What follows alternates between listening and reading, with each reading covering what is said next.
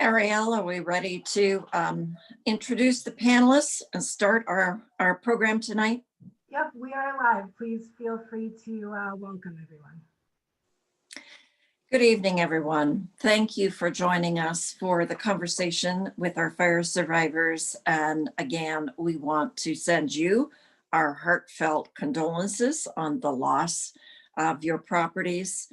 And I know from personal experience that this time of year is very hard. You absorb the loss of your properties, you're struggling to reconnect your lives and your families, and around the holiday season, and all of this is overlaid with the COVID pandemic, which is now heating up even more in more challenging ways. So this is different than what I experienced 3 years ago, but nevertheless, please know that we are here to help you answer as many questions as you need, either tonight or after the program tonight, and know that you are not alone. There are many, many folks on our panel tonight and elsewhere in the community that want to be with you and to hold your hand and help you through this journey. So thank you once again for being here. And just a reminder, if you are here, that's great. You're probably on our list. But if you're not on our list of fire survivors and you want to have your name and contact information added,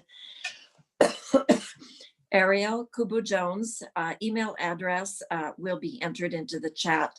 Please send her a note with your contact information, and we will make sure that you are notified of our next fire survivors conversations. And once again, we hope that tonight's presentation and panel discussion will help you, and please ensure that you have a pad of paper and a pen to jot down some notes and jot down some questions, because at the end of our panel discussion, we'll have some time for questions. And I know you will want to refer back to this panel discussion, and we will be posting it live. I believe it's on YouTube and on my Facebook page, so that if you want to refresh your course or you want other friends and family members to review the information, please do so at your leisure. So it's my honor to introduce and just some housekeeping. The chat and the questions and answers are turned off right now. After the panelists deliver their short presentations, we'll turn it on. Please raise your hand if you have a question. Ariel Kubu-Jones will acknowledge you and unmute you, and so that you can ask your question, and we'll try to get you an answer as expeditiously as possible. So I'd like to introduce the first panelist. Tonight's panel discussion's all about environmental concerns. We have damaged and devastated very important watersheds, and many of you have already outreached to us what you can do to protect and mitigate for the impacts of the fire on our creek sheds. So we'll give you some good information tonight. First, I want to introduce Stephanie Larson from the University of California Cooperative Extension, or UCCE. They have a wealth of knowledge about the ecology and local landscape here, and some resources to offer. And I'm so thrilled to know and work with Stephanie. She's always so helpful. So take it away, Stephanie. Great. Thank you, Supervisor Gorn. It's always nice to be able to share some knowledge and to have such a wealth of knowledge in the natural resource areas tonight for folks. And again, I want to echo what Supervisor Gorn said. I'm very sorry that you are having to be here, and just to know that we're feeling for you and just trying to help you as best we can. I want to go ahead and I want to just tell you about what UC Cooperative Extension is. We're an extension of the university system. And so we provide education and research-based information at no charge to landowners, in particular those owners of rangelands, grasslands, or forested lands. And so we have created on our website of cesonoma.ucanr.edu, and I'll put that in the chat, a resource page on all the fire resources that we've accumulated all over the county of Sonoma. And so it's just a variety of different resources, and some of them you're going to hear from, the folks tonight. And so if you don't get it all tonight, go to our webpage and look up some more resources. But some of the things that I provide and our office provides is what I've helped other fire survivors, especially on the rangelands and the forest lands. We're able to go out and assess your damages and help you to create kind of an assessment loss inventory to help you to fill out some forms that you might need from farm to apply for Farm Service Agency. That's kind of your first stop. We go and ask them for resources to help you with losses to your forage. So say you were a grazing operation and you lost forage or your grasslands burned, we can assess what the forage loss was for this first year, what is going to be the second year, and what's going to be the third year. And so it helps you from an insurance standpoint, and helps you from a payment of forage losses for livestock, to help you to have that assessment so that you're not the one out there trying to figure that out. We can also work with you on figuring out losses such as anything that burns, so fencing, any kind of infrastructure like that. And then pretty much what we do then is just direct you over to NRCS or the RCDs. But again, it's that, to help you kind of just walk through what you might be looking at. We have forestry expert, Michael Jones and Stephen Swain can come out and help you assess tree damage, tree loss, and see if you think the trees might survive or might stay alive. And I know a lot of you would probably hope they can all live through this fire, and most of them can. And so it's like to help you with that assessment, because it's just so overwhelming. And so to help you kind of walk through the process of how do I evaluate what the fire did for my natural resources, what are my next steps, thinking about things like, okay, it hasn't rained yet, although it's extremely cold, do I want to reseed, do I want to replant, what some options I can do for erosion. And I know we'll talk more about that this evening, but to help you think about, okay, moving forward, how do I prevent some unwanted species coming back? So you might be thinking about the areas that burned were, a lot of maybe broom infestation, and I'd like to really not have that come back, or so maybe it was some more the backrest, the coyote brush. So just to help you to kind of think about, short-term, long-term strategies, and maybe what you want your landscape to look like going forward. Maybe you loved it the way it was, and maybe we can help you try to get that back. So like I said, we're kind of one of the first people that can help you just kind of direct you to some of these resources. Thanks for this great panel that maybe all those answers will be, you'll get all your answers tonight, but if you need someone to come out in the field, we're able with the university. We've got COVID clearance, if you will, obviously practicing complete social distancing and mask protocols and stuff. We're able to go out in the field and walk around with you and just kind of help you, figure out what next steps are. And given, we're here into December, it's like, do we do any kind of practices right now? I'm real concerned about erosion, and I'm sure Drew and others will talk about that tonight. And so how can we prevent any kind of mass movement of soil? Because that's our main thing right now, is we want to hold the soil, get us through. Hopefully it starts raining and we get through spring. And if we do that, then have me back out and we could start talking about, okay, moving forward, here's my opportunity. If I'm a grazing operation, if I want to implement some water facilities, I want to move my horses around differently or graze differently, plant something, we'd be happy to work with you on that. So again, I'm going to put in the chat box our website. So I'd encourage you to guys go online, kind of look around that. And then if you have any questions, you'll have my email, and just shoot me an email afterwards. And I'm here for the evening to answer any questions as they come up. So I'll turn it back to you, Susan, and thank you again for having me tonight. Thank you, Stephanie. I really love working with you. Great information, great people working with UC Cooperative Extension. And I might note that maybe some of our panelists will share some slides tonight with you. Please know that we will email the slide decks to you after this presentation, so you don't have to copy down everything that you see on the screen. And so our second panelist, I'm very pleased to introduce Andrew Loganbill with our local branch of the USDA, that's the U.S. Department of Agriculture, Natural Resources Conservation Service, NRCS. He's going to talk about some of the ways that NRCS can help landowners assess and mitigate the damage from the wildfires, like the one that we experienced. Ones, I should say, because we had 3 different ones. That sort of 2 of them merged into one, into the Walbridge fire. Andrew, thank you so much for being with us tonight, and help us know how we can get access to your services to assess damage. Absolutely. Well, thank you for having me. As Susan mentioned, I'm Andrew Loganbill. I'm the district conservationist for the Petaluma Field Office when we cover the Sonoma and Marin counties.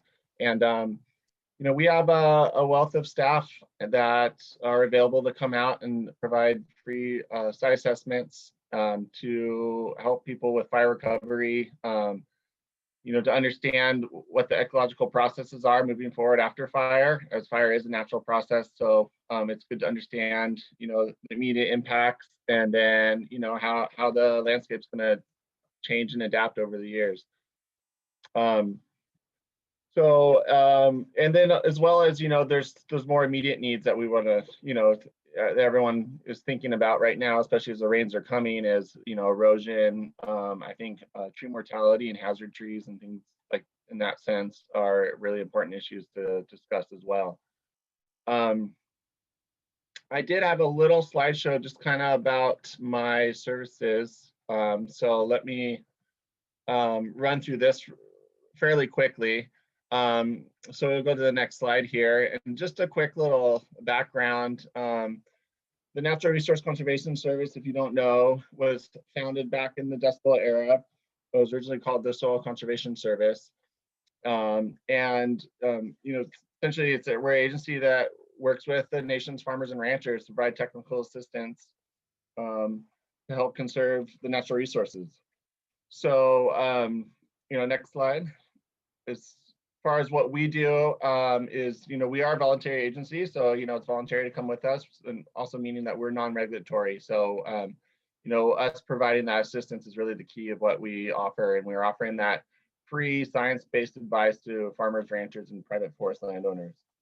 As I mentioned, we have a good staff. We have 3 soil conservationists in our office. We have a rangeland specialist, a forester, a biologist, and we also have access to, and we have engineers on staff too, and we have access to a lot of other specialists within the state to answer questions that maybe our immediate staff can't answer. So, we bring a wealth of knowledge, and we have a lot of good contacts to help everyone get answers. Next slide. So as I mentioned, we have our technical assistance. That's what I first started out with. That's our, doing the free site assessments for the landowners out there who've experienced fire to, really give that expertise. And then another big component that I find that we are probably more popular for is our financial assistance. And what we're able to do through that is provide some funding to be able to do some conservation practices to help your land recover from the fire as well. Or on the side, if it didn't burn, then maybe in a forested landscape, for example, to make improvements in fuel load reduction projects. We also help with all types of agriculture on a variety of issues. So next slide. So we have many different programs out there, but our most common program is our Environmental Quality Incentives Program. And that's the main one we utilize to be able to provide funding. And it's a reimbursement funding to landowners. And we do it through contractual agreements, and it's reimbursement payments for conservation practices. So well, let's go to the next slide, and I think I'll get in a little bit more.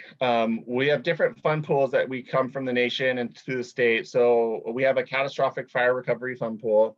And this is, you know, a ranking pool that we are looking at to provide immediate resource protection for those burned areas. And it could be within the last 3 years. So, you know, as I mentioned, there's some immediate needs, and there are also some things that might come down the road. So this specific amount funding is available for 3 years. So you might find yourself, and I think it's a common thing is, you know, okay, my trees look like they're all dead, but a lot of them might not be, and they might resprout, but you often need to wait until springtime to see, you know, so if you have a tree that might be questionable, it's usually recommended wait till spring or even summer to see if it's really responding and flushing out growth as we come into the new growth season. So, so that might, having waiting might impact how you might think about doing your tree planting and reforestation potentially, or even seeding with grasses and whatnot on your grasslands. So also, you know, invasive species like weed species, there's a lot of fire followers. I'm not seeing too many yet, but usually we'll start seeing those in spring. So you won't really know how much of an issue you have with invasive weeds until you come to springtime. A lot of the work we do is to reduce the you know, the fire hazards. A lot of times what happens is the fire burns through a forested or even brushland, you get a lot of dead standing material, and that material will stay for years. And then a lot of the species we have will start stump sprouting right in through that, and so then you have kind of live vegetation come through dead vegetation. And so even though the fire burned through there, you do have some fuels that are still remaining and can be, you know, fuels, a fire hazard and fuels themselves. So doing work to get that dead material down and treat that material. So you're kind of helping the ecosystem be able to respond to the fire a little bit more quickly and make your property a little bit safer at the same time. And we also help with restoring livestock infrastructure and improving grazing management after the fire. So next slide. So as I mentioned, these are some of our most common practices for fire recovery. So the forest stand improvements, you know, thinning dead standing material and the woody residue treatments to treat that slash. The tree planting is the tree establishment, range plantings for establishing grasses. As I mentioned, fencing and livestock watering facilities that may have burned, we could help replace those. Invasive weed control or brush management. Mulching would be, you know, maybe spreading wood chips and things like that. Critical area planting is more of your erosion control seeding. And we also help with access roads that are used for management of your property, and that includes stream crossings like culverts. So if you had a plastic culvert that burnt out, or maybe your access roads got really beat up through the heavy equipment that came in for fire suppression, and it's not draining properly, and you have erosion and water quality issues with that related to that, and those are areas that we could also assist with. Next slide. So, you know, to be eligible for these programs for the funding, you must be an agricultural producer or a private non-industrial forest landowner. You know, you have control of the land, usually through a deed or a lease. We have a adjusted gross income limitation. So, so as long as the average over the last 3 tax years are less than $900,000, then you qualify. And then we have our historically underserved clients are eligible for a higher payment rate. And again, these are reimbursements rates. So if you are interested, you know, there's a lot of details to these programs, but I recommend you contact us and we can move forward and talking more details on these programs. Next slide. So to kind of recap of what to think about after the fire, these are kind of some of the key things that I recommend. You know, through my background, I've been working with fires for, you know, over the last 5 years intensively through this job. And then I did a master's thesis that was burned up by wildfire. So my focus turned on the fire in forest land after that for my thesis project. So what I've realized is that really it's important to pay attention to your drainage issues. So that is those burnout culverts. If you have structures that are still standing and you have drainage that are coming out to area where you maybe had vegetation before, but you don't have that vegetation there anymore, to really kind of reduce the energy of the water. Those are the areas you want to look at as far as your main erosion areas. Even creeks that are coming through, you potentially can have less infiltration depending on how hot the fire was, and we call that soil hydrophobicity. And so that would create more runoff. So you might have more runoff coming down your creeks, and that could carry sediment with it. And so those are the areas. So if you have something that's below a drainage that if there's increased rainfall and a heavy rainstorm, that'd be something to pay attention about too. Areas where that are bare soil have the more potential to erode. So one, you don't really want to disturb soils and slopes during the rainy season. You want to kind of let them be. Often what we see is you have natural leaf fall, and that creates its own mulch. So if you have, say, trees that the leaves were browned out, they'll eventually fall down and kind of protect the soil in their own way. But if not, then that's when you want to think about maybe doing some more advanced, like putting down rice straw or seeding or spreading wood chips or whatever it may be to help protect your soil. As I mentioned of waiting, do nothing, wait and observe, to see what happens, see how the landscape recovers. That's one thing I've really noticed in the past fires we've had, is how amazingly the landscape does recover. And the regrowth we have, especially with the species in Sonoma County, majority of the species will resprout from the root systems and resprout vigorously. So, as it looks pretty bad now, rest assured things will really start coming back. And then, the hazard trees are definitely something you want to pay attention to, because that's the last thing you want is a compromised tree to fall across your road or a standing structure. So, we recommend consult a licensed forester and arborist to, really make the call whether the tree's dead or not, if it should be removed. Next slide. And I think that's all I have. So I know we're doing questions at the end. And I'm happy to answer any technical questions or questions about our programs. But that's my brief overview there. And hopefully I didn't go too long. But again, thank you. And I'll wait for questions at the end. Drew, thank you so much. We'll really appreciate the information and the slides, which we will share to the folks on this call after this call. I'm so pleased that we now have John Kessel again, Sonoma County's very own John Kessel, and also Carlos Diaz from Sonoma Water. And Carlos and John, thank you so much. I think you're going to be co-presenting here. Thank you very much, Supervisor Gorin, and I appreciate the opportunity. I think I may have visited with some of you at a couple of times in a couple of different meetings before. I'm just going to cover a few highlights and touch on some new things, but if there's anything that I didn't cover that you think I should, feel free to ask. We're here till the very end to make sure that we answer any questions and cover any information. So I work, my name is John Kessel, and I work at the county.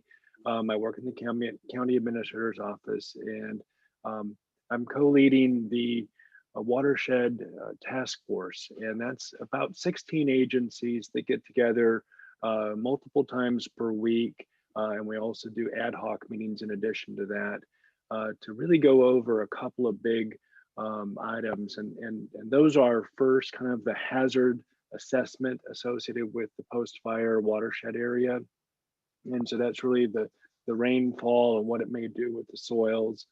And then the other side of that is the mitigation side, the BMPs, you'll hear that term, but you'll also hear wattles or any of the other kind of mulching kind of items. And we try and put those two pieces together. And so one of the big work products that we provide is that Watershed Emergency Response Team report. You'll hear it called the work report. And that's now available on our webpage, and I'm going to put everything in the chat so you can get that very easily. But it's found on socoemergency.org in the recover section under the glass fire for the viewers and participants tonight. We have the same information for the Walbridge fire as well. And so that's a really important document to look at and become familiar with. And one of the nice features that we've got this year is you can type in your address and it'll take you right to your property. And then you can kind of see what's there. We have an interactive map. It shows you a lot of the basic information and it'll give you some orientation. But I really recommend you click on the PDF of the full report. You just spend some time, if you can, reading through that. But if you're like me, it's probably a little bit difficult and dense to get through. So you can contact us as you have questions.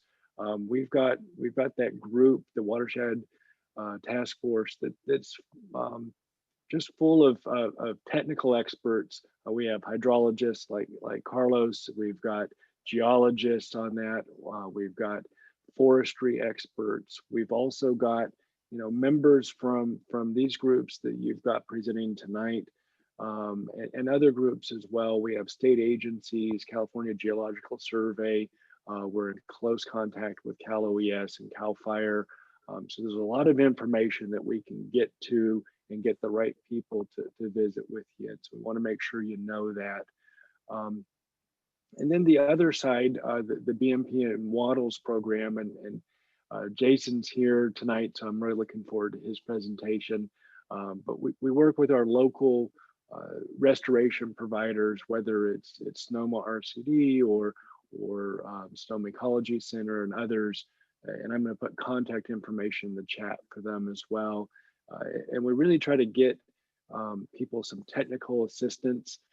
We want to make sure that you've had somebody visit with you about the property. As you heard from Drew, every property is unique. There's different requirements. They're complex sometimes. We want to get the right people out there to help you look at that and get a game plan going forward. And so we work with the groups like Sonoma Ecology Center to provide some funding so that we can provide Wattles or at least some good training and technical assistance for you depending on the circumstances. And then we also this year are talking to Cal OES. I'm very excited to say that we're close to having a program with Cal OES to augment our local program. It's not a perfect program, but we're hoping to get Cal OES and the California Conservation Crew to start laying down some wattles in some of the properties that had burned structures, damaged structures. And the one thing I really want to emphasize with that program is it's dependent upon those right of entry forms that you've heard about in other forums. But the right of entry form is the debris phase 2 document that lets the state go onto your property and remove the debris. And most people and in most years have thought of that solely as how do I get that old burned debris off of the property. But this year we have an opportunity to have that form also, if you're near a waterway, get some wattles, and that'll really help stretch our local dollars so that we can do a little bit more than just kind of the toxic waste kind of containment wattles associated with that first wave of mitigation and BMP work. And so I'm going to put the link as well in the chat for that. So with that information, I just want to reiterate the two big takeaways. We now have the work reports, which are the shows you the burn severity and some of the hazards. And we also are really encouraging to get technical assistance and to fill out that right of entry form. And Carlos, did you want to add anything else? I don't know that you're going to cover anything until we get to the question and answer, but I wanted to give you the opportunity. If you had I don't have anything further, John. I just want to say I'm real pleased to be here. It's been a real pleasure getting to work with you and everybody else on that Watershed Task Force. And I'm here to answer any technical, engineering, or hydrology related questions. Thank you. Great. John and Carlos, thank you so much for your brief presentation. But yes, we really need to emphasize, if you have not turned in your right of entry form, please do that. We can't really schedule the cleanups unless we know what areas of the burn areas you represent. So please don't forget to turn those in as quickly as possible. So next up, we have Anya Starovoytov. You pronounced your name. I'm going to do it correctly. Anya Starovoytov with the Sonoma Resource Conservation District. And you've been helping property owners with fire impacted properties. And you're a wonderful resource with lots of information. Tanya, did I totally screw up your, Anya, did I totally screw up your name, or did I get it close? You are almost on the money, so thank you. All right. And while Ariel puts up my slides, I just wanted to say thank you for joining us tonight.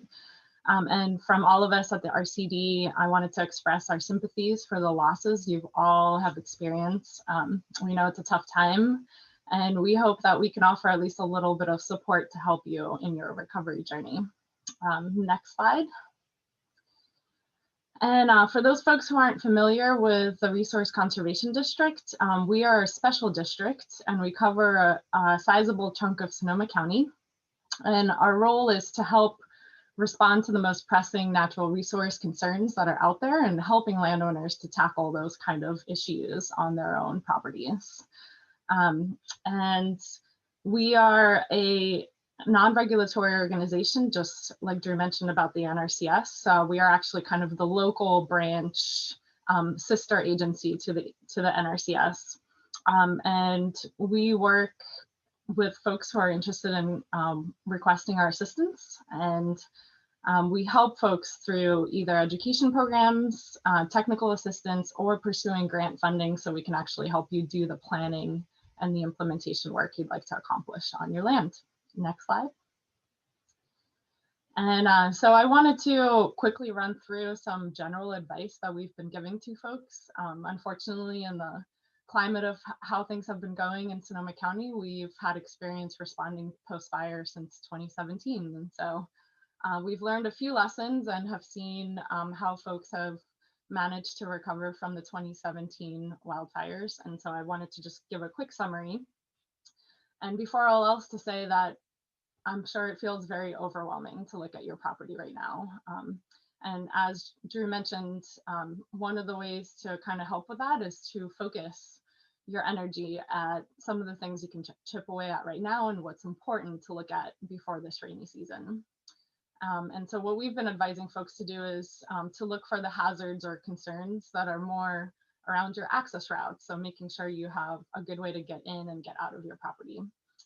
Tackling, for example, hazard trees along your main access route. It's also looking at where you have structures that remained after the fire or where you're planning to rebuild and addressing any concerns around there. And also places where you expect to be gathering or sort of setting up your staging area. So chipping away at those places first, and then you could work out from there. Second suggestion is to those neighbors that you do have communication with, chatting with them is really important. Besides that, it's helpful to address some of the bigger issues with natural resources when you're working together, and you might be able to tackle a bigger problem between several properties. And at times, you can also get better rates from contractors if you're offering them a more sizable project. There's, in terms of some of the other key things to tackle this winter or right before the rainy season, is to really look through your infrastructure, such as your roads, any culverts, as was mentioned, drainage outlets, really looking at the places where water flows through your property and seeing what might need to be done. One of the key factors is protecting bare soils, as was mentioned to you. And I'll talk about that in a little bit. And also avoiding disturbing unstable slopes. So if you know an area has been kind of touchy, maybe some slumping happening in the past, those are the places you actually don't want to touch too much. And of course, if you're really not sure what to do or you're concerned, reaching out and talking to a professional. We have a few engineers on our staff who are happy to offer some guidance or feedback or point you in the direction of someone else who can help. Next slide. So when we're talking about stormwater runoff, Obviously, as we know, because we have lost some of the tree cover and vegetation, we expect that we're going to see some increases in stormwater runoff and debris. So one of the key things to go around, if you haven't done already, is to go and check wherever you had a culvert, especially a plastic one, checking if it's burnt or damaged, and trying to replace it, or at least consider removing the area of the soil that is likely to erode in that spot. It's also any culverts that weren't damaged. It's paying a little bit more attention to maintenance, especially this winter, and looking at them before, during, and after storms, obviously during only when it's safe. Another handy trick is to install a single post trash rack, which would just be a post, depending on the size of the culvert, would sort of judge the size of the post you want to use. And that would be placed upstream of the inlet of the culvert. And I think you will, with the follow-up of this conversation, you'll get a little resource for how to install that, or you can find it on our website.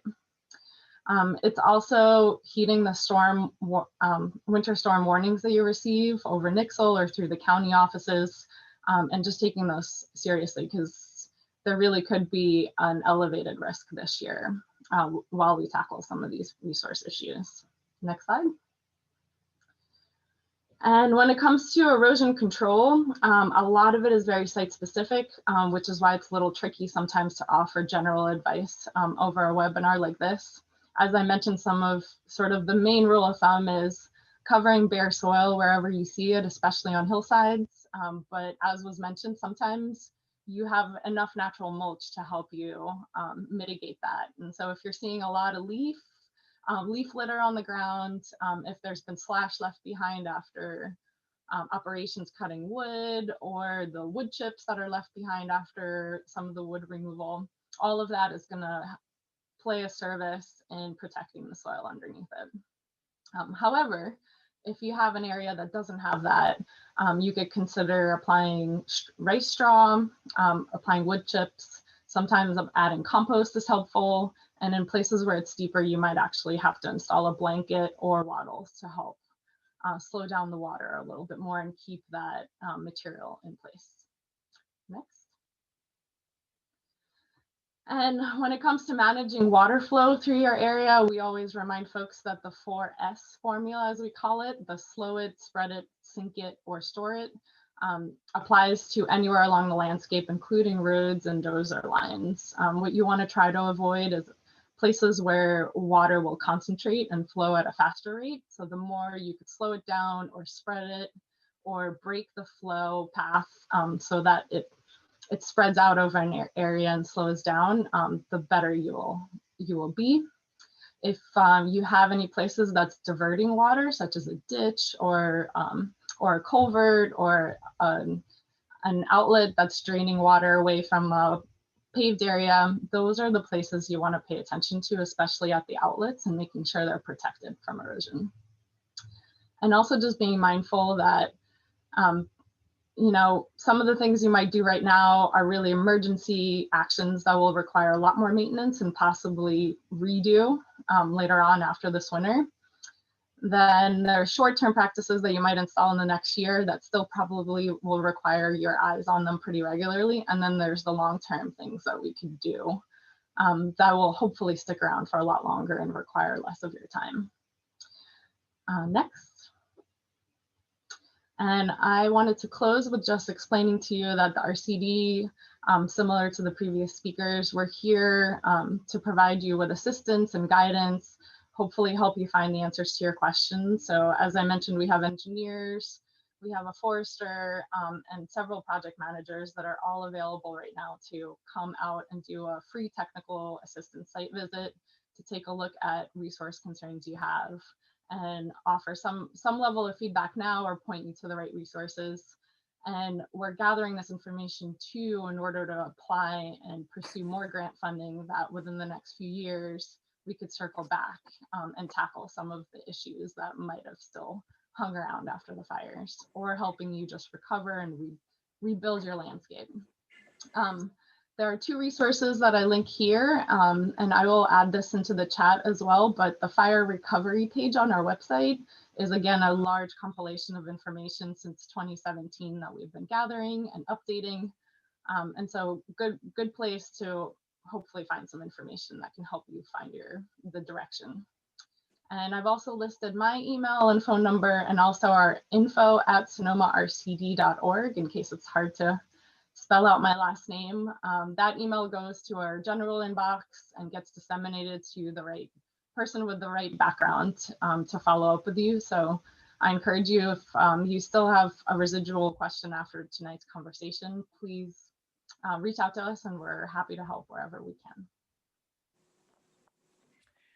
Anya, thanks so much. I have a question, Anya, or maybe someone, and maybe our fire survivors know about this, but where do you get a wattle?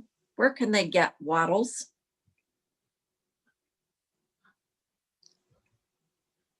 I guess my quick answer is, as John mentioned, and Jason will probably describe a little bit more, Sonoma Ecology Center is the local on the ground folks that are helping people out with actually applying wattles in critical locations.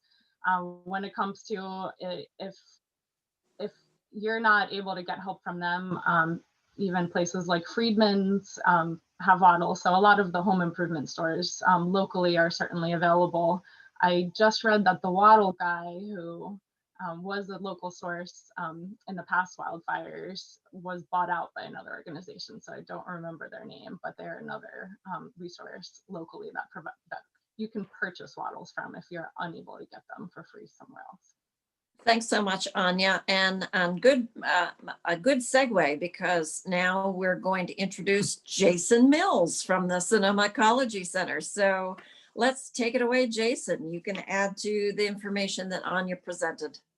Great, thank you so much, Supervisor Gorin. Thank you so much for having us, and thanks for providing this resource for the community. I am a fire ecologist with 20 years of experience doing hands-on natural resource work. And I was brought here to the Sonoma Ecology Center to help with fire recovery following the 2017 Nuns fire. So as the contractor for the Sonoma Ecology Center, I oversee the restoration program, and I have a technically skilled staff who does implementation work. And right now, through funding through the ORR County Office, we are leading the fire recovery effort for the glass fire footprint. So we are doing everything we can to provide services for glass fire victims. And we are out there working diligently in 4 different watersheds that were impacted by the glass fire. Please contact us at firerecovery@sonomaecologycenter.org for more information on wattles. My crew is out there installing as many as we can cover, and we're also holding periodic wattle workshops for the community to do demonstrations and provide these wattles out to the community. And just like Don Kessel emphasized, please go ahead and fill out those right of entry forms. They're going to help us get assistance from the state Cal OES and help save as many county resources as we can to make the biggest positive impact we can. And every resource is critical. So we're out there, we specialize in toxic runoff containment and erosion control. We also do a lot of the work that was previously described. So we do tree assessments, hazardous tree removal. My personal emphasis is invasive species control. That can be correlated to fuel reduction. So my crew does a lot of invasive plant control, which I think is a leading priority for post-fire recovery efforts as far as natural resource management is concerned. We also have a native plant nursery where we grow tons of local native plants to do habitat restoration projects. So if you're interested in, looking into restoration services, we can help with that. And when the time comes to rebuild, we're also getting involved with FireWise defensible, eco-friendly landscaping services. So there's a lot we can do to help. And that's what we're here to do. We're just a resource for the community. So with that, I think we should just head right into the Q&A. Thank you so much to all of our panelists. And indeed, without further ado, let's go to the questions and answers section for this. And Ariel, thank you so much for navigating and calling on the folks on our call. So anyone that has a question for any of our panelists, please raise your hand in the Zoom app. It should be somewhere near the bottom.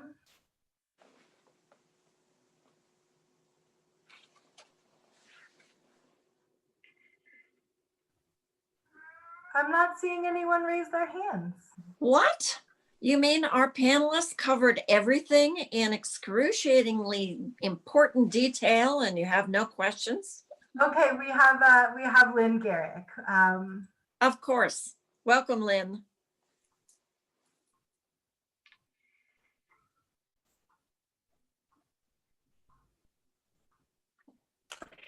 Hi, I don't have the best connection, so I'm hoping that you can hear me. Is this working? Yes, perfectly. Okay.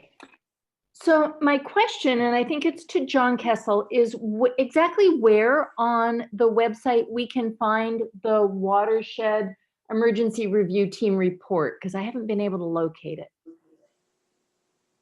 it. Absolutely. Thank you for that, Lynn. And may I attempt a share screen? It may not be the best thing to do, but I think it just showing you where that is, because it's going to be on the link that I've already just posted, and you can see the work report is there, but I'll show you how to get to it.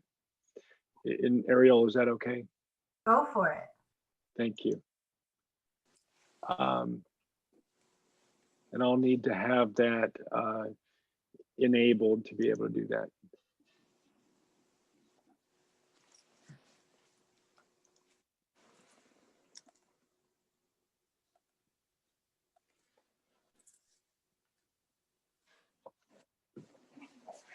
And I think it's Okay. on there now under the chat. Yeah. I can see that. Thank you. And I'm just looking to see where it'll be. So this will be a bit imperfect, so I apologize for that, but let's see if we can see here. So hopefully you can see my screen. And then if you're on that rain ready, so I started out in the SoCo emergency, and I went on to the recover section, and then I went on to the glass fire, and then I scrolled down. It's a bit of a number of clicks to the rain ready, Lynn. So then from the rain ready, you just scroll down, and what you see is this increased risk of flooding section with the map, and you click on this underneath. It says click view larger map, and it should open up, and you'll have an agreement, a little disclaimer, and you hit OK, and then you can zoom in, and you can see the different properties. You can type an address in, and then over here on the right hand side on the sidebar, what you're going to see is this Watershed Emergency Response Team Evaluation PDF. And when you open that up, that takes you to the PDF for the glass fire work, and it has all of the information that's in there for the glass fire work. And I And see Linda's- that it's about 50 pages long, plus some tables and appendices. It Okay, is. good. It's a very technical report, but it's got a wealth of information that's in there. Lynn, did that help a little bit to see? Lynn, are you- It does. Again, I'm sorry that my internet connection is kind of unstable. I don't want to try and do two things at once, so I'm just trying to listen. And it sounds, John, like you're saying that on that interactive map, we can actually see parcels, because what I'm concerned about is being able to see what are the parcels along the creeks to be able to do that wattle protection. Yes, so you'll be able to see that information, and Carlos may want to jump in a bit, but you'll see some other detail such as the burn severity that's classified as a series of colors. And so the dark red is the highest burn severity that has the steepest slopes. And then obviously, like, like you'd imagine, the yellow would be a little bit less severe and so on. It's a sliding scale. And you can zoom in at the property level. There's actually something called a values at risk, VARs. And those values at risk are identifications of structures or properties that really have some particular hazard that should be looked at and considered. Most of the values at risk are early warning identification items. So they basically say, if there's heavy rains, make sure that you've got your weather radio on, or that you've got the ability to get Nixle or WIA alerts, and that there may be a heightened risk. But some of them actually have some more detailed information. And then that detailed information can be found in the actual WERT report. They're numbered, and you can go and read about what the particulars are. There's also watch streams, and those watch streams are the streams that come out of the burn areas that are outside the burn area but warrant taking a look at. So let's say that you've got a friend or there's property that didn't get impacted by the burn area, but they're downstream. They might want to look for things like piles of wood that would stack up, or debris or silt that's accumulating, maybe blocking culverts or bridges, and really kind of keep an eye on that, particularly after each storm or even before each storm. And then, call in and let people know if there's something that's been identified. And I would say as well, Carlos was instrumental in getting some of the stream gauge information on there, and maybe Carlos, you can cover a little bit about how to use that one rain stream system. Sure, John. Thank you. So yeah, Lynn, John mentioned a lot of the combined hazard estimates. So if you look at the rain ready map, you'll see kind of those yellow, orange, and red basins that are basically color coded to reflect the risk level of that basin experiencing a debris flow. So as John mentioned, yellow, low risk, orange, moderate risk, and red being the higher risk. If you zoom into any one of those basins, you have to zoom in to get to that parcel level that you were looking for, but you'll also see a bunch of segments that are basically the headwaters of most of these watch streams. And that segment layer also is color coded by risk. So just because a large basin is considered high risk, there may be segments within that basin that are lower risk. And so I think it would offer you an opportunity to kind of prioritize any actions that you might be looking to implement out there in terms of being able to try to prevent whatever you're trying to prevent with the wattles getting into the creeks.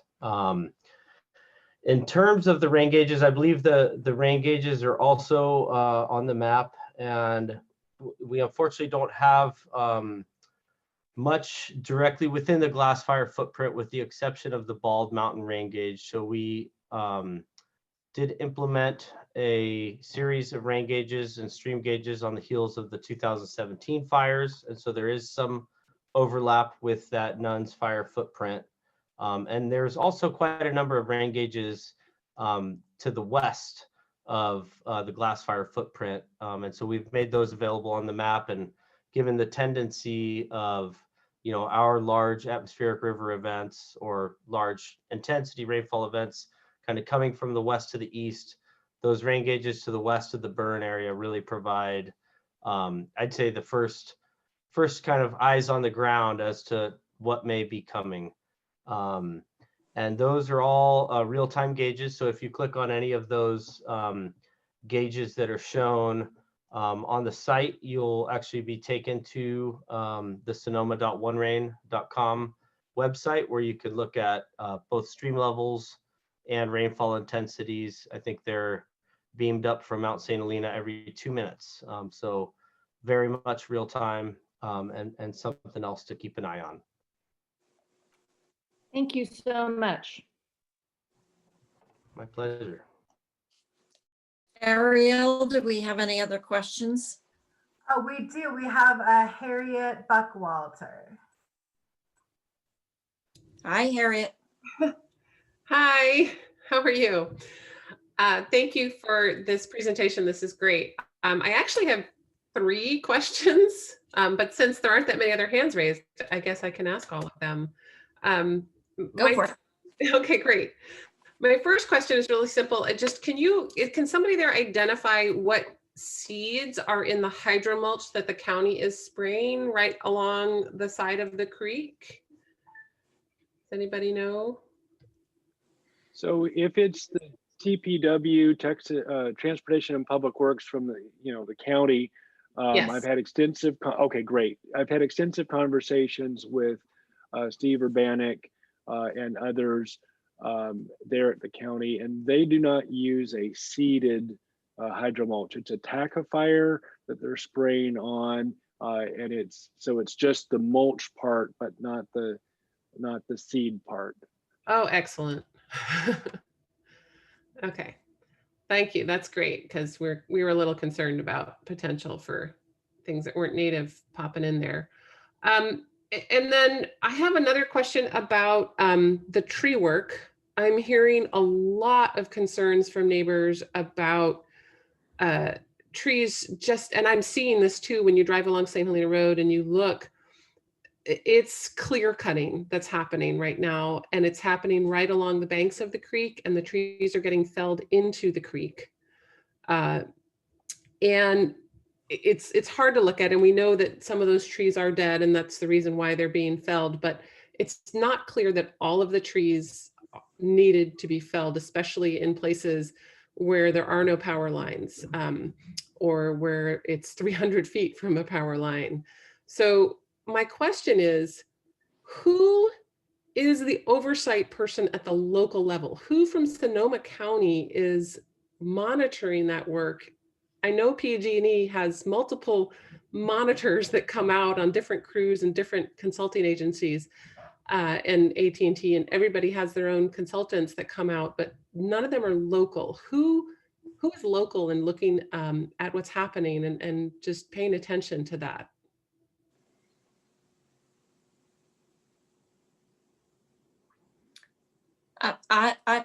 I would imagine, Harriet, that Johannes Hovertz is the Director of Transportation Public Works. And I guess you could say he's in charge of all of that if it's in fact the work done by TPW at the county. So No. if you have I'm well, we hire the contractors. Okay. So the county has hired the contractors that are coming out and overseeing the work? Well, there are a number of agencies, as you pointed out. It's PG&E and the county, but John might have a better idea since you're talking about a creek shed.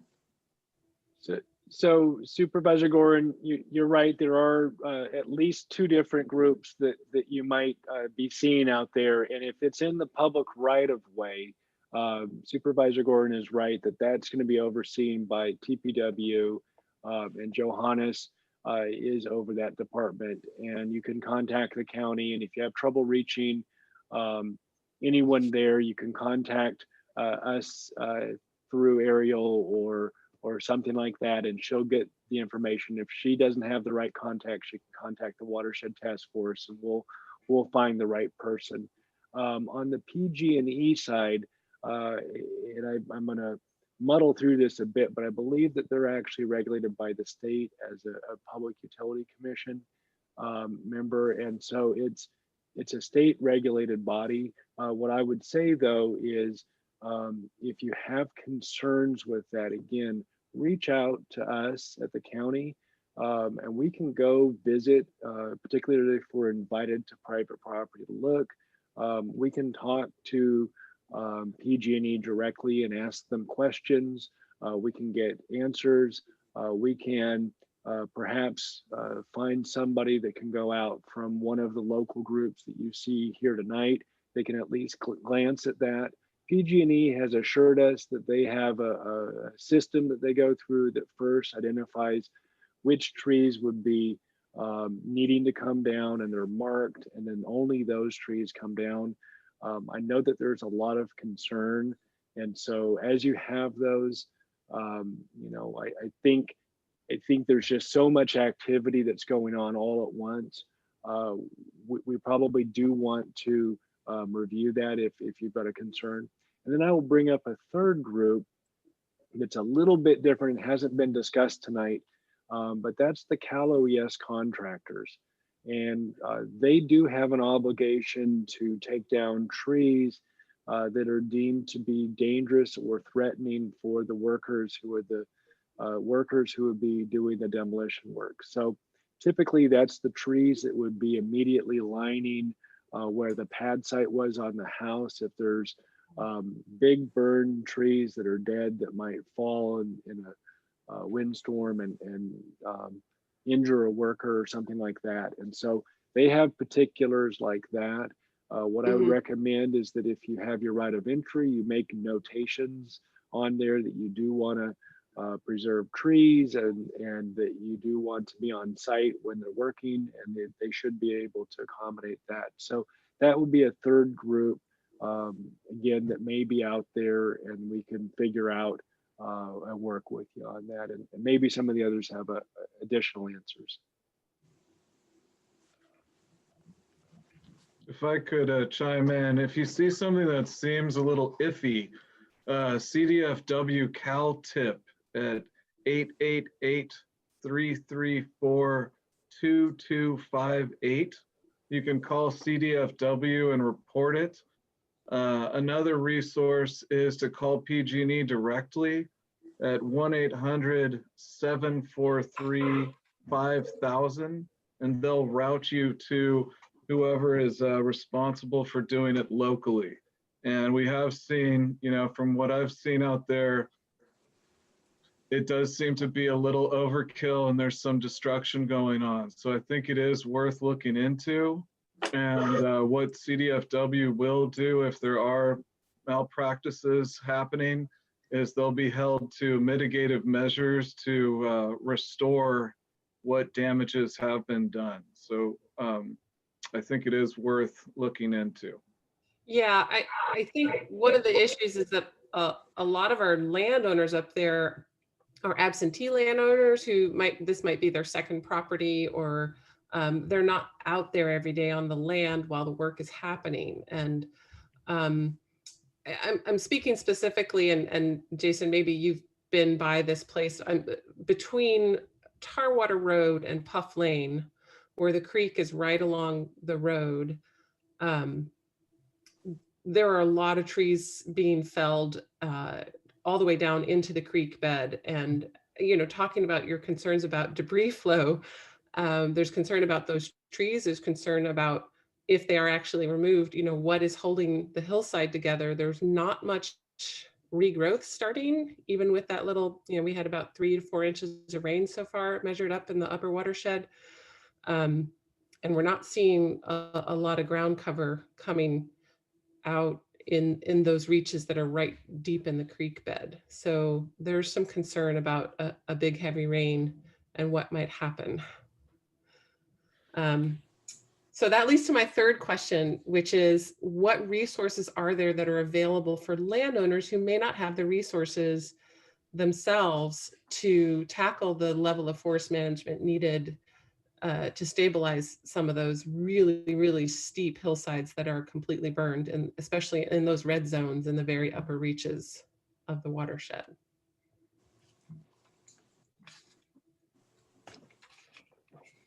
Hi, this is Drew with NRCS. I'd say that we definitely have some of those resources, at least to put you in the right direction of giving some advice of what to do. One thing about some of our financial programs, they're not necessarily set up as an emergency because we have to go through our environmental compliance before we can green light work to start. And it's if the funds are awarded, it comes in reimbursement payment, so the work has to be done up front, and then we reimburse to a fixed amount based on the conservation practice. But there's definitely some opportunities to do some work. There's a lot of, every site's different, so it could be pretty challenging depending on how steep it is and what's already there. But we're definitely happy to come out there and provide some assessment and see if there's something that we can do and help out with. So. Okay, yeah, that's great. I don't have all the landowner contact info for some of those places, but we're working on it. Yeah, we've been out visiting with a lot of different landowners out in that area, and there's definitely a lot of concerns, and some people are interested in our programs, and so my information's on the chat there, and so we'd definitely be happy to come out and have a visit if you'd like, or if you want to organize something with some community members. If you can do it in a safe way with COVID, then we're happy to come out and do that. Oh, great. Thank you. And Drew, I just want to say thank you so much. There's so much land, so much rich assets that used to be there that hopefully will be there again. And landowners need your expert advice as well as the advice from all of the folks on this panel tonight, because they're reeling and trying to pull together their lives, and they don't know the first step, the second step, and the resources necessary, and what they should protect and what they should consider gone, that they'll have to remove at some point. So we really appreciate this. Ariel, any other questions? It looks like John has a statement, but I'm not seeing any other questions. So if anyone else has a question, please raise your hand. John, I guess you get the final word. Well, I actually see that John Knight's going to be asking a question. I do want to follow up on Drew's answer just a bit, and maybe Anya was going to say the same thing, which is we are also pursuing some longer term restoration funding. And Anya, did you want to cover that? Sure, John, we were thinking the same thing. I just wanted to mention that unfortunately it's a very frustrating answer to say right now we don't have immediate money to push in the field to do some of this major recovery or preventative work. But one of the key reasons to communicate your needs to us or concerns is that, as John mentioned, we're trying to pursue some emergency funding through some of the state agencies that typically fund this kind of erosion control work. There's no guarantees, unfortunately, given the COVID environment statewide. Obviously, funds are pretty tight for everyone. But we're hoping they might be able to at least push a little bit of money to support our erosion control work. And if not immediately, we're pursuing opportunities that down the line in the next 1 to 3 years will hopefully be providing some funding. So while you might not be able to tackle some of the big undertaking this year, then maybe we can help come in and help you do some of the resource improvements in the following few years. So please do reach out to between NRCS and the RCD and UC Cooperative Extension. Reach out to the technical experts and talk to them now so you get on our radar for what you need out there. Anya, thanks so much. A question from me, there has been raised in previous panel discussions whether or not we see that it is viable and the resources necessary to consider the possibility of harvesting. There are a lot of trees up there, a lot of dead trees, and the clock is ticking on the viability for harvesting. Is that something that we should be talking about?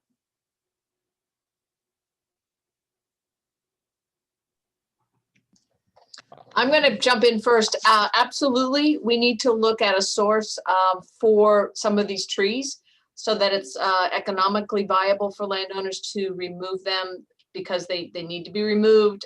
Part of it could be going forward looking at the thinning of trees, that they might be less of a fire hazard. It gives more space for the other trees to grow bigger, put down bigger roots, more carbon sequestration. So I definitely think we need some kind of programs and looking at the ability to remove these trees so it's not such a cost to the landowner, and it's actually a resource that's being used in the county. So absolutely. And Drew, you wanted to chime in on this, but my follow-up question is, okay, so how do we do that?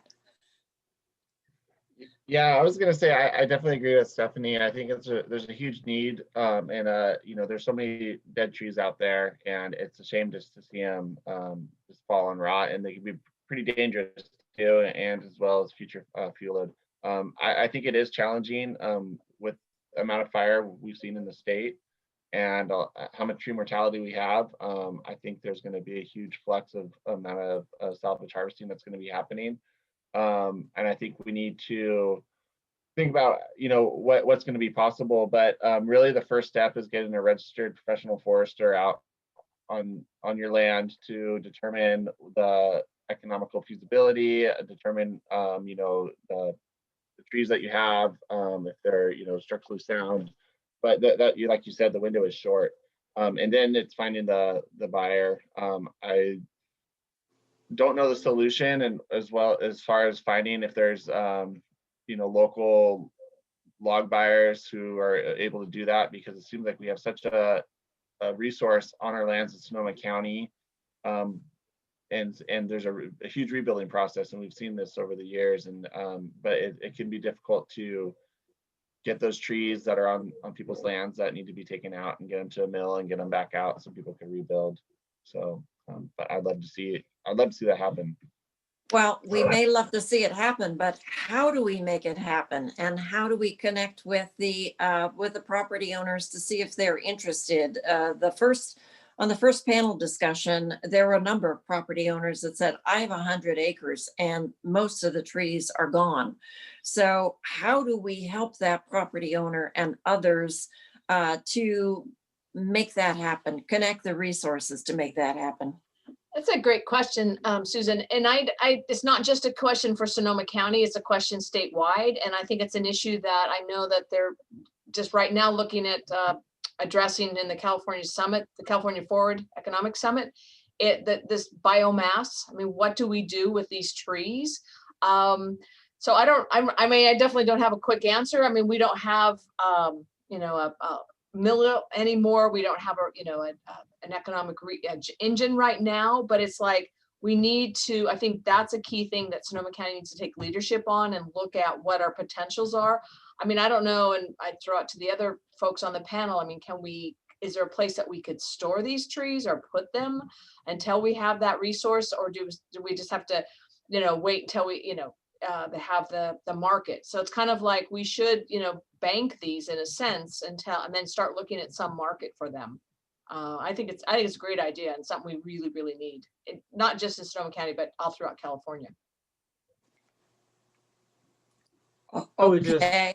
I'm not hearing great answers here. I know, I'm sorry, but it's a great which question. one of you experts are going to take charge and make this happen? I would just add, sorry, Carl. Let me just add, Jason, I'm not sure I'm getting to the heart of your question here, Supervisor Gorin, but there's also, I'll just point out, there's also been, or is a strong correlation between the number of trees and the need for tree thinning and stream flows. So we've been concerned with stream flows in Upper Marquess Creek and some monitored recovery, and have been pouring millions and millions of dollars into those efforts. And I'll just say that's due to the fact that we have too many trees per acre at a lot of these lands. I've heard Lisa McKaylee up at Pepperwood say that, historically we might have had 100 trees per acre in that watershed, and now we're looking at about 1,000 trees per acre. So that's an extra 900 trees that are sucking water out of the ground and impacting, that groundwater stream flow interaction. So there's multiple benefits that could be achieved by looking at some of these types of thinning programs. Still didn't get you your answer. I think some grant dollars would be a wonderful thing to start pursuing. Maybe a small pilot project where we might be able to demonstrate some of these concepts and measure the benefits and performance of the pilot, and then figure out how to implement it on a larger scale. But yeah, sadly, I mean, we don't even have mills to deal with slash. I think the last one shut down in Willits, decades ago, and we don't have any, biofuel power facilities down here. I mean, there's probably lots of secondary uses that those products could be put to, but it's a big problem we have around here. Okay, well, that was an unsatisfactory response, but Well- I don't accept no, or well, can't do it yet. So maybe we'll connect with you after our presentation to talk about what will it take. Okay, we're not going to build a sawmill, and we do have biochar portable facilities, but that's not going to do it. Okay, but we have allocated $25 million from PG&E funding for vegetation management. And if we approach it that way, and with potentially matching grant funding from the state to look at vegetation management, fuel reduction, and the thinning of trees, then maybe we can combine it with the devastation that we've seen in the St. Helena Road area. But I'm all ears. So some of you send your contacts out, see who is doing this in the state, harvesting trees. I know that they were really looking at this around Yosemite, where they had so many dead and dying trees from the fire 8 to 10 years ago. And I don't know, maybe this is something we can do with Napa and with Mendocino at the same time. Maybe we'll start our own sawmill. Oh, wait, we shut them down. I want to interject and say that we do have questions. So this is a fascinating conversation. Thanks, Ariel. Appreciate it.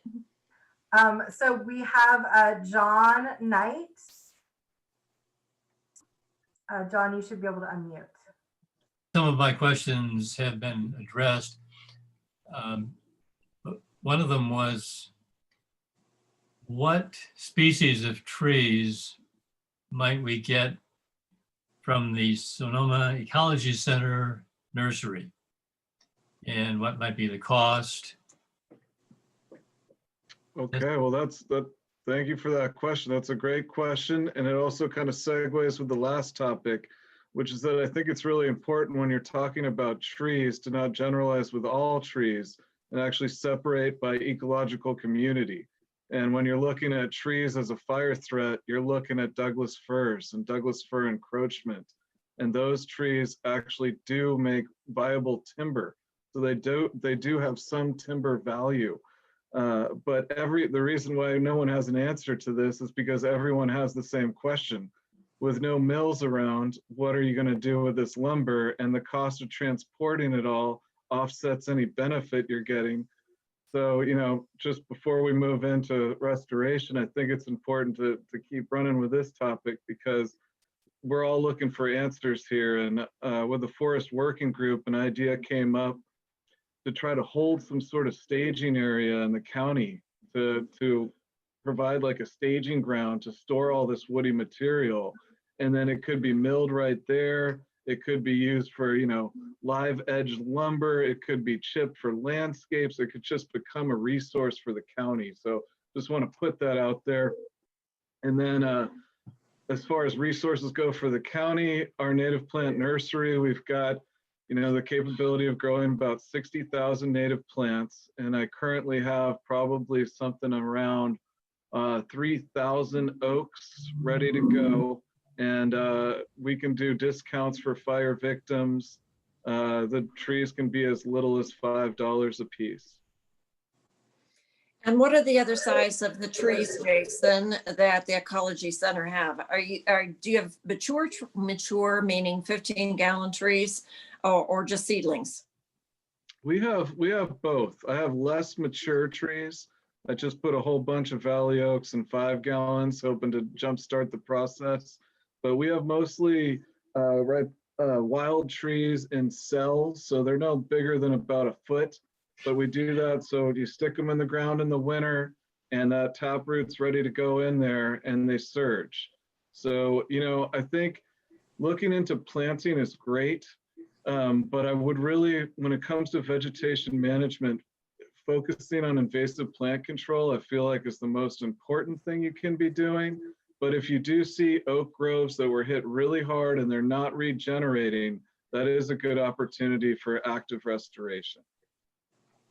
And that nursery is over on the garden area on 7th Street.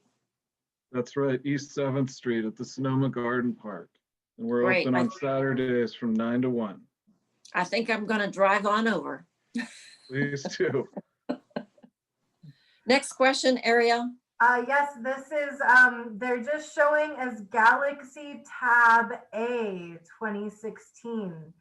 So you should see a prompt, mystery Galaxy Tab person to unmute. Yeah, hi. Can you hear me? We can, thank you. Okay, awesome. So we've been trying to work with the right of entry paperwork, and we filled out the one pager for phase 1.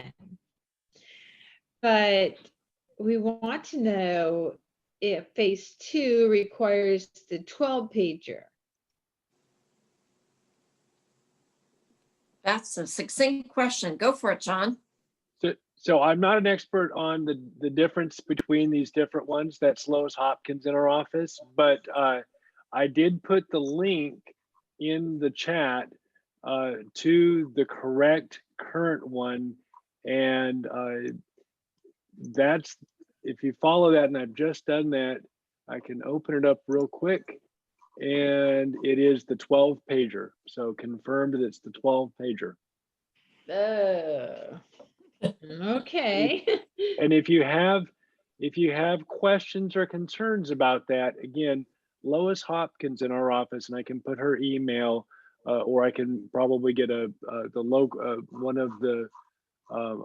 email. It's the debris removal at sonomacounty.org email. What I'll do is I'll put that in, and they can help you with that and answer any of your questions. And Okay. take heart, it's probably easier than you think. Okay, great. Thank you so much. Next question. And just to that last questions, if you're on my list, if you get my emails, I'm gonna include some information as well as the link to this joint city county debris removal town hall that happened last night in my next email that should come out tomorrow or Saturday. And so you might want to watch that as well, because there was a lot of great dialogue about debris removal there. Next, we have Barbara Z. Hi, can you hear me? We can, thank you. Yeah, about the tree removal, before we could even get up to our property on Wildwood Mountain Road, our trees were all cut down. I mean, they just decimated the property. So, I mean, I have been in contact with one of the senior arborists and PG&E, who seem to be going back and forth on blaming each other and stuff, because obviously there's trees that were cut down that are never going to grow back in my lifetime or my husband's, and there was no need to cut them. So I was wondering if there's somebody that I could call the office tomorrow and somebody could come out and look at the property. Now they are up there feverishly cleaning up, even though they said they didn't have to, because they said, well, once we cut it, it's yours, you own it. And then there is somebody, I don't know, in another group or something that is going to try to do some logging, but the problem there is that they have to be 21 feet long to be able to viably use them. And when they went through and cut all these trees before we even allowed entry into the property days after the fire, they're in like 10-foot lengths. So they're basically useless. But I have gone to the assessor's office and told them, you know, that not only is our house and our barn gone, but they decimated the property by cutting down all the trees. I mean, it's like shocking, you know, to see it. And I mean, PG&E did send me some information about how they selected them, and then they, and everything, and they finally did come around and say, well, I can understand why you're mad. And then I met with the other people that cut the trees, and they go, yeah, well, they kind of told us to hurry up and get through here. So kind of blaming each other about how they went in and took the trees out. But I was just wondering, I just need to have a forester or a fire ecologist come out and say, yeah, these were never going to come back. But believe me, they look like they would have came back. Well, I'm so sorry to hear this. I think all of us on this panel love trees, and that is the sad part of this devastation. It's such a beautiful area up there. And I'm so sad that someone would indiscriminately come and cut down the trees. But I think the question to the panel is, how can we provide a resource to help this property owner evaluate and figure out the next steps? Yes, thank you. Could I chime in on that? Please do. Well, I think one way you can tell if the trees were surely going to make it or not is after they're cut, if you take a close look at the cambium, so the very outer ring of the tree, if that's 100% charred all the way around, the tree wasn't going to make it. If it's got about 50% of the cambium still intact and you see any sort of green tissue in there, the tree had a fighting chance. So hopefully the arborist who went out and cut it did a thorough examination before they did. But what we're seeing is that there's an incentive for these contracted companies to take down trees and build PG&E for them. So it's a real issue. So I think, there's liability involved, and there are mitigative measures to offset negative impacts like that. And I think it's a tragic response. And, it's tough because PG&E is out there trying to clear vegetation around the power lines. So if there are any power lines around, I think they're doing their due diligence. But if you don't see any power lines in the vicinity of where these trees are being dropped and billed to PG&E, it's a serious issue. Thanks, Jason. Is there anyone from the Ecology Center or NRCS or Stephanie to help this homeowner evaluate those trees, or just take a little, and I'm not sure that the homeowner even understands how to get to the cambium. Yeah, I don't know with Drew and Anya if you guys get into this, but I'm the arborist for the Ecology Center, so I can go have a look. We're stretched really thin right now, leading the fire recovery and toxic runoff work. So we're kind of saving the erosion control and vegetation assessments for down the road once we go past our time window for doing the recovery work. So it's tough. These are tough challenges, and we're all stretched pretty thin. So I don't know if you guys have additional resources. I would just say if the caller wanted to reach out to the Sonoma RCD, we could probably arrange for our forester to come out to the property and have a look and at least offer some feedback in terms of some steps you could take and whether you should consider reseeding or whether there is some opportunity for some things to come back up on their own. Thanks, Anya. I think any kind of assistance would provide some solace to the folks who've certainly lost their homes and now their landscape, which they love so much. Otherwise, they would not have lived up there. Next caller, please. All right, our next questioner is O-S-K-A-R-I, so Oskari. Hi there. I don't know if this is the right forum, but I'm just going to go ahead and ask my question because I'm having a difficult time finding any answers, and I want to know if maybe you could direct me to the right agency. I'm just wondering about the health impact of living amongst all this burned debris. Seems like nobody really wants to talk about it or assess it, or so I'm concerned about moving back onto the property, even if the structure is habitable. about living amongst the hazardous waste when it has not been removed, especially when the rain comes and logging begins, when it kicks up more of the debris into the air, and what the health impact would be. Because when I'm on the property, I get physically sick, and I just want to know if who might be able to answer those questions for me. Thank you. Thank you. And I'm not sure that anybody here can answer the question, but you know, I live across from in Oakmont, across from Hood Mountain. And it really is surprising to me that on damp mornings, I wake up with the smell of the smoke and the burned vegetation, and I'm probably a mile away. So I get exactly what you're saying. We might want to consider having someone from public health talk about the health impacts of living among charred vegetation. And perhaps one of you could comment, if we haven't already, about how fire transforms the soil chemistry, and is it safe to dig in the soil and to grow vegetables in the soil? I know we've had some speakers a couple of years ago talking about that. So health impacts. I can speak to the produce, Supervisor Gorin. We did a study after the 2017 and collected a lot of the produce and their leaves and found that there was no significant risk to the produce. However, the soil, we also took soil samples and found some levels of dioxin and furon in the soil.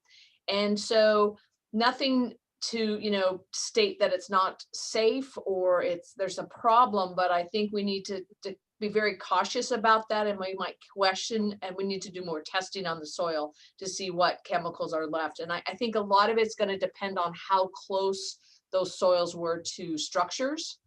Because as was said earlier, you know, fire can be natural. And so when it went through, you know, the rangelands or the forest lands, it would have been, the soil would be fine. But when you get the structures burning and what they might leave behind, there could be some residue problems. So I think if people are concerned, they should get their soil tested. Thanks, Stephanie. Mm-hmm. And I just want to point out that I've put a couple of resources from United Policyholders into the chat forum. They're primarily aimed at indoor air quality, but they have some really good information. The first one is on smoke and ash damage after wildfires, and the second one is a publication from the Red Book that covers structure fire and smoke.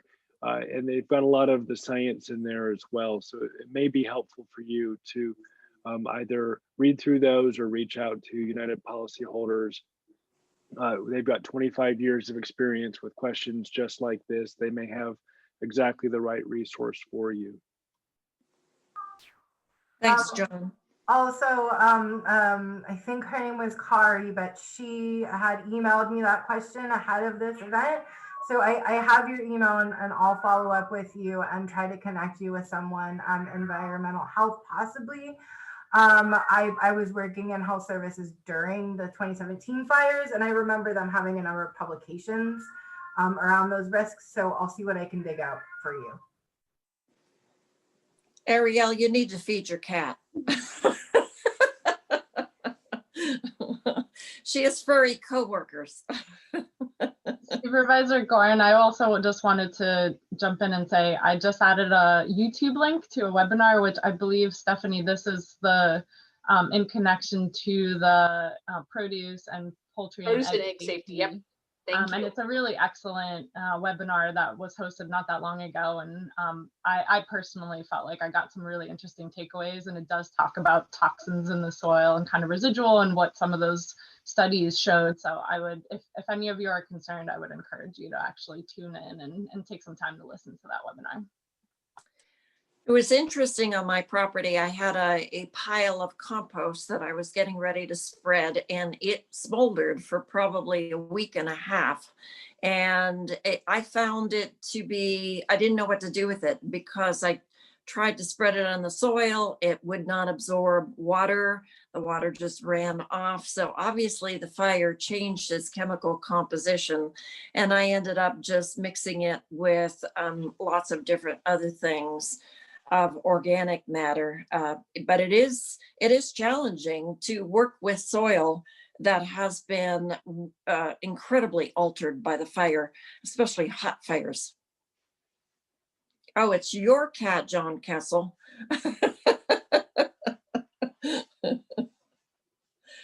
Any other questions tonight? We don't have any additional hands raised, and we are a bit past 7. And I apologize for my cat. He does not like closed doors, and I closed the door and he is not pleased.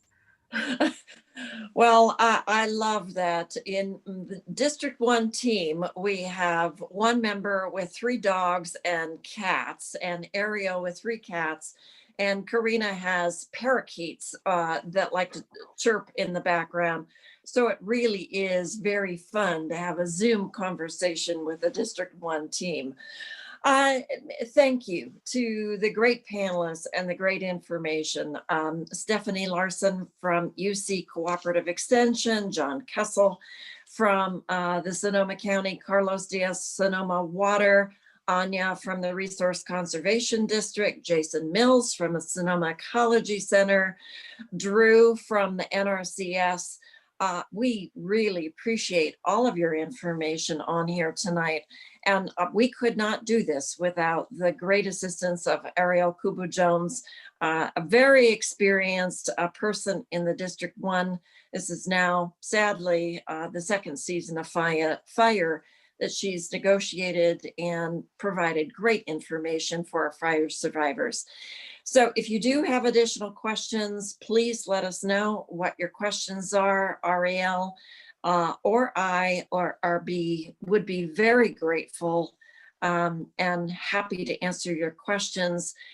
And thank you, Ariel, for posting this. It is so important now more than ever to take care of yourself during this stress, during the holiday season, during the COVID pandemic, and as we're shutting down again because of the surge in COVID. Mental health is really tricky and so important.